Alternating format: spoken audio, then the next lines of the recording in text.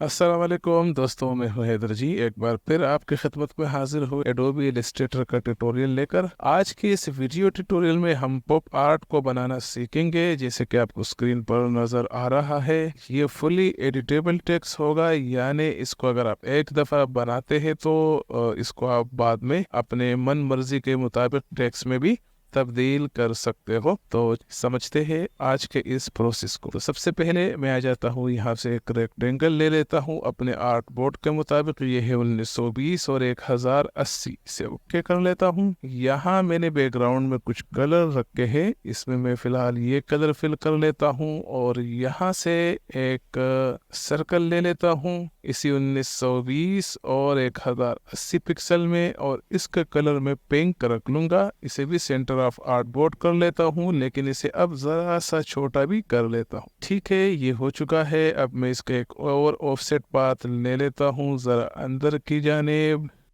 इसे ओके कर लेता हूँ। पहले वाले का कलर इससे ज़रा डार्क कर लेता हूँ, या बल्कि ऐसा करता हूँ कि इसका कलर डार्क रख लेता हूँ और इसका कलर लाइट कर लेता हूँ। ठीक है, अब इन सबको सेलेक्ट करके मैं लॉक कर लूँगा। तो ये लॉक हो चुके हैं।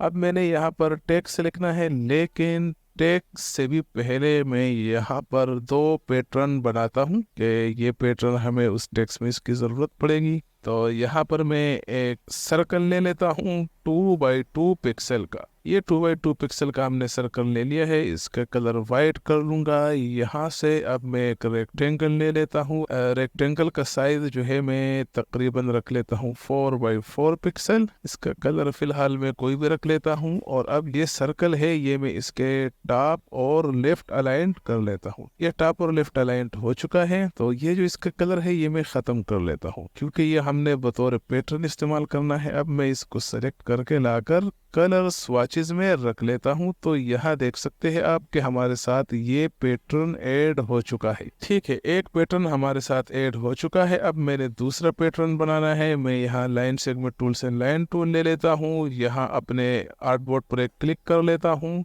और 30 पिक्सल का एक लाइन ले लेता हूँ। इसके लेंथ 30 पिक्सल होगा और इसका एंगल भी 30 पिक्सल रख लेता हूँ। तो यानी ये जो हमारी लाइन है ये 30 पिक्सल पर हमें यहाँ मिल रही है। इसका जो स्ट्रोक है ये मैं 2 पॉइंट कर लेता हूँ। स्ट्रोक का कलर में यही डार्क कलर ले लेता हूँ इसके स्ट्रोक। अब मैंने इसकी 3 मजीद कापियाँ लेनी है, तो मैं आ जाता हूँ इफेक्ट में। इफेक्ट में आने के बाद डिस्टोर्ट एंड ट्रांसफॉर्म, यहाँ से ट्रांसफॉर्म और यहाँ 10 पिक्सल पर वर्टिकल 10 पिक्सल और कॉपीज की तादाद में कर लूँगा 3 और इसे ओके कर लूँगा। तो यहाँ हमारे साथ 3 कॉपी आ जाएंगी। आप चाहे तो इसको फ्लिप भी कर सकते हो और इन लाइन को आप बिल्कुल स्ट्रेट यानी सीधी भी रख सकते हो, कोई हर्ज नहीं। अब मैं यहाँ से 20x20 पिक्सल का एक सर्कल ले लेता हूँ और इस सर्कल को लाकर मैं यहाँ रख लेता हूँ कि ये जो लाइन है ये इसके अंदर अंदर आ जाए। अब जो रेक्टेंगल हमने बनाया है इसका स्ट्रोक हम ख़त्म कर लेंगे और इन सबको सेलेक्ट करके इसको भी मैं कलर स्वाचेस में ऐड कर लूँगा, क्योंकि ये भी हमने पैटर्न पर इस्तेमाल करना है और ये हुआ हमारा दूसरा पैटर्न। ठीक है, अब मैं इस पैटर्न को डिलीट कर लेता हूँ और आ जाता हूँ अपने आर्ट बोर्ड पर, जहाँ पर हमने ये बैकग्राउंड बनाया है और इसको लॉक भी किया है। यहाँ पर मैं लिख लेता हूँ कुछ टेक्स्ट, इसे मैं ज़रा बढ़ा लेता हूँ। रिसाइज करने के बाद इसको मैं सेंटर कर लेता हूँ। चाहे तो यहाँ से आप इसका जो स्पेसिंग है ये भी कंट्रोल कर सकते हैं, बेशक कर ले। ठीक है, तो हमारा टेक्स्ट तैयार है। इस टेक्स्ट का जो फिल कलर है यहाँ से मैं नन कर लेता हूँ। एक बार फिर मैं चला जाता हूँ अपीयरेंस पैनल में और यहाँ से इसमें मैं कलर फिल कर लूँगा, कोई भी कलर फिल कर लूँगा, लेकिन असल में मुझे ये कलर नहीं बल्कि ये येलो कलर चाहिए। तो मैं आई ड्रॉपर टूल से ये येलो कलर ले लेता हूँ।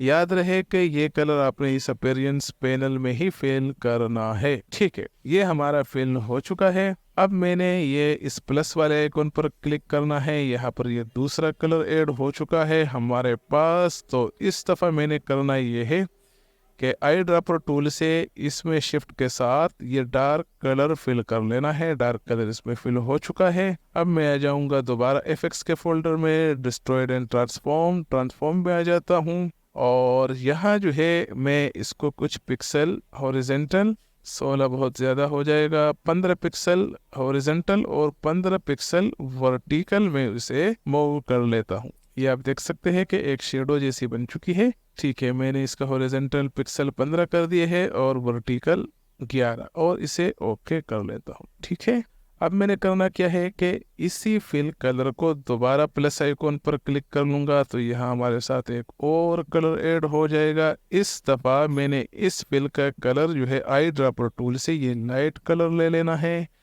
दोबारा से आ जाऊंगा एफएक्स के फोल्डर पर, बल्कि ये हमने इसी को कॉपी किया था तो यह इस ट्रांसफॉर्म का जो इफेक्ट है ये हमारे साथ मौजूद है। मैंने सिर्फ इसी पर क्लिक कर लेना है और इसको मैंने मज़ीद मूव कर लेना है 27 पिक्सल और ये आ जाएगा 22 पिक्सल। ठीक है, वेरी गुड हो गया।